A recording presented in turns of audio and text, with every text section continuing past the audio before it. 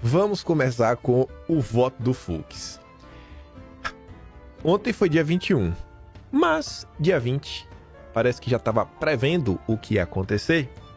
Daniela Lima resolveu aí se pronunciar em suas redes sociais, falando assim, ó: às vezes, ficar fora de uma lista de sancionados não é motivo de alívio, mas de vergonha. A nossa Constituição é sábia, deu vitalicidade a alguns detentores de cargos para que suportassem o peso o peso não de sustentar ossos, mas instituições. Um país que se julgue sério é obrigado a defender as suas. Elas são maiores do que os homens que temporariamente as ocupam. Volto para as férias e me solidarizo com aqueles que respeitam o Brasil. Aí o Vinícius falava, né? Eita, é uma indireta? Pro Cássio, pro André Mendonça e pro Fux. Pra quem tinha dúvida se era uma indireta, Aroeira, chargista aí, bem conhecido da esquerda brasileira, fez aqui, né? Uma charge, um claro ataque às instituições. Porque vocês sabem, né? Falar do ministro é falar da instituição. Mas aqui ninguém vai preso. Por quê? Porque agora esses três não fazem mais do grupo democrático. Já se tornaram antidemocráticos, né? Você consegue ver, né? Atacando o Fux, o Cássio, o Mendonça, né? Porque eles podem ir na Disney. Eles continuam podendo ir dar um abraço no Mickey. E aí ficava a dúvida no ar. Como será o voto do Fux? E o Fux voltou na última hora. E não é só a votação dele que chamou a atenção. A fundamentação do Fux também chamou a atenção. E é sobre isso que vamos falar. Fux divergiu. Fux divergiu a favor de Bolsonaro. Ministro deu o único voto contrário às medidas cautelares impostas pelo relator na trama golpista. 4-1. Fux aí mostrou porque ele merece continuar vendo o Mickey. Eita! Assim, né? As votações vinham sendo unânimes há um bom tempo. Há um bom tempo as votações vinham sendo unânimes. Dá para bater o martelo e falar que, não sei, tem alguma componente aí a mais nesse voto? Não dá para bater o martelo. Mas você olha para a situação, você fica meio assim, né? Fala, rapaz, será que o atual clima que o Brasil enfrenta influenciou o voto do ministro Fux? Esse questionamento ele realmente está no ar. Aí vai vendo. Samuel Pancha colocou aqui uns pedaços da decisão do Fux. Primeiro ele comenta, né? Fux acaba de votar contra as cautelares impostas a Bolsonaro, 4-1, o voto que todos, pelo menos, estavam esperando, né? Aí ele diz, ó, em seu voto, Fux diz que a PGR do Paulo Gonet não apresentou provas que sustentem a tese que há risco de fuga de Bolsonaro e salienta que o ex-presidente está com o passaporte retido. Aspas. A amplitude das medidas impostas restringe desproporcionalmente direitos fundamentais, como a liberdade de ir e vir e a liberdade de expressão e comunicação, sem que tenha havido a demonstração contemporânea, concreta, individualizada dos requisitos que legalmente autorizariam a imposição dessas cautelares. Mas não para por aí, não. Veja só. Em outro trecho, o Fux disse: destaque-se que parte das medidas cautelares impostas, uma parte, consistente no impedimento prévio e abstrato de utilização dos meios de comunicação indicados na decisão. E quando o Fux deu esse voto, a decisão que mandou a defesa de Bolsonaro se pronunciar, ele pode ser preso nas próximas horas? Essa decisão já existia? Aí é mais uma pergunta. Estaria o Fux já dando a indireta para esse pedido para a defesa de Bolsonaro se pronunciar em 24 horas, podendo ser preso? Enfim, censura prévia confronta-se com a cláusula pétrea da liberdade de expressão. Mas calma, ainda tem mais. Quando tu vai ler, né, tá ali, o destaque-se que parte das medidas cautelares, enfim, confronta-se com a cláusula pétrea da liberdade de expressão.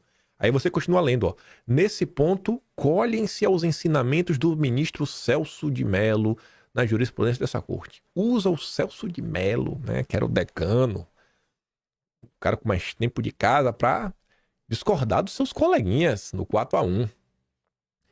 E ainda termina, né? Citando mais uma vez o Celso de Mello.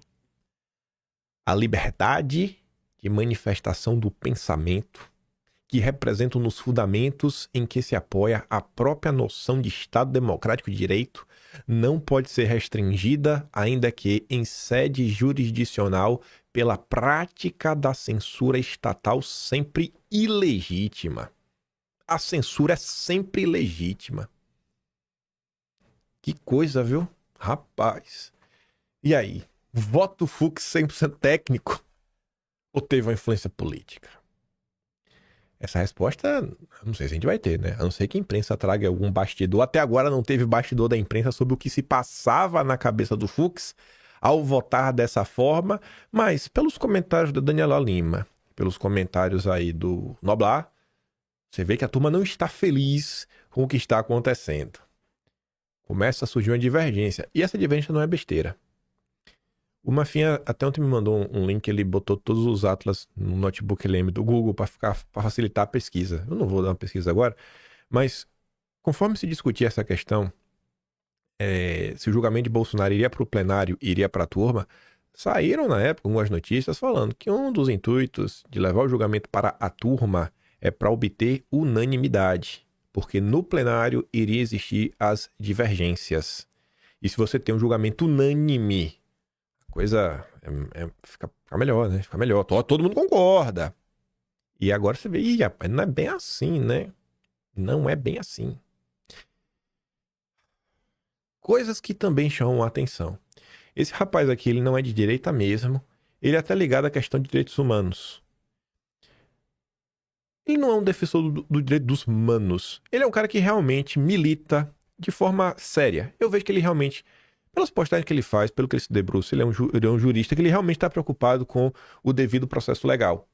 Ele reclama quando ele vê que estão atropelando pessoas da direita. Ele reclama também quando estão atropelando pessoas que, sei lá, às vezes são criminosos. É o cara que realmente milita de forma séria em relação ao devido processo penal. Eu acompanho esse cara, não é de hoje, já trouxe alguns comentários dele em vídeo, e uma coisa que eu observei ao longo dos anos, seguindo esse cara, é que ele sempre classificou o ministro Fux como um cara da ala punitivista da corte. Um cara que sempre teve a mão pesada. Esse é um cara que realmente acompanha os votos, ele acompanha muito a questão dos habeas corpus. Ele tem comentado do Fux anos atrás, falando, assim, o Fux não quer dar habeas corpus, é um cara duro. Aí ele coloca ali um pedaço da decisão do Fux e fala assim, rapaz, eu monitoro e pesquiso todas as decisões criminais do Supremo há anos. Se alguém me mostrasse esse trecho do voto do ministro Fux, no caso das cautelares impostas a Bolsonaro, e me pedisse para adivinhar de qual ministro é, o nome dele seria o último que eu chutaria. E quais são os itens que ele coloca? Em decorrência dessa constatação, verifico que a amplitude das medidas impostas restringe desproporcionalmente direitos fundamentais como a liberdade de ir e vir e a liberdade de expressão, que é o que o Samuel Pan já tinha destacado, deveras mesmo para a imposição de cautelares penais diversas da prisão, é indispensável a demonstração concreta da necessidade de medida para aplicação da lei penal e sua consequente adequação aos fins pretendidos. À luz desses requisitos legais, não se vislumbra nesse momento a necessidade em concreto de medidas cautelares impostas.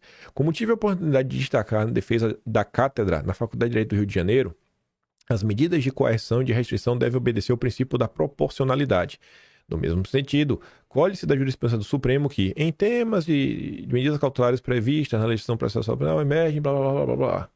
Então, até a galera do direito ficou meio assim, né? Aí fica a pergunta, o voto do ministro Fux foi técnico ou não? Eu acho que foi. É sempre 100% técnico. Agora, se teve uma influência política, temos que esperar os bastidores da política, mas você vai colhendo as coisas. Falando do Celso de Mello, que a gente acabou de falar dele, ontem ele veio falar que a revogação de vistos é um ataque à democracia. É o mesmo discurso aí da Gleisi Hoffmann. Aí eu fico me perguntando, né? Mas o que tem a ver uma coisa com a outra? O cara só tá falando assim, você não pode entrar no meu país. Como você proibiu alguém de entrar em seu país e está atacando a democracia brasileira? Vai entender, né? Realmente, assim, o que é que eu posso fazer, né? E ele ainda compara Bolsonaro com esse primeiro-ministro, né? Que segue a ideologia do alemão do bigode da Noruega. Só que da Noruega. Você vê como o Celso de Mello é um cara muito democrático, né? Nossa Senhora. 100% imparcial, 100% técnico. Falando sobre essa questão de visto, pra turma aí que está em choque, isso daqui que defende, né, senhor Celso de Mello, o Estado Democrático de Direito e a Democracia do Brasil. O Agape relembrou aqui uma história muito importante, né, um fato aí brasileiro sem igual, que o Lula, como é que pode falar, né? O Lula meio que foi alvo de um jornalista que possivelmente falou coisas que ele não gostava. E aí a reação do governo brasileiro na época, isso foi em 2004, foi o quê? Ó? O governo cancela visto de jornalista do The New York Times. E o Agape relembra isso dizendo, né? Em 2004, Lula mandou cancelar o visto do jornalista americano Larry Hotter do The New York Times por causa de um artigo em que ele dizia que Lula estava bebendo demais, ou seja, por dizer a verdade sobre o cachaceiro. Lula só recuou porque a repercussão foi negativa. E são essas as pessoas agora que querem dar lição de moral sobre vistos. E você tem que ouvir, né? Porque o Lula sempre está certo e o judiciário é a certeza. Não é que o judiciário está certo, ele é a certeza. Ele é a verdade. É o caminho, a verdade e a vida. E aí de você que fale que isso é uma blasfêmia. Quando a galera diz que existe um sistema, acho que realmente existe um sistema, né? Um establishment. Acho que não é piada. Porque você vê, ó, ex-ministro da Justiça de FHC, Lula e Dilma é a mesma coisa, mas enfim, e Temer, assina um manifesto contra atos de Trump. Todos esses governos possuem o mesmo alinhamento. A história da Sexta República, que vem da redemocratização, toda a história da Sexta República, só houve um momento de divergência. O governo Bolsonaro. Por isso que foi o governo mais caótico de todos. Foi o único momento na história da Sexta República que o sistema se viu realmente ameaçado. O único presidente realmente antissistema, que não trabalhou para manter tudo como está, em detrimento aí da população.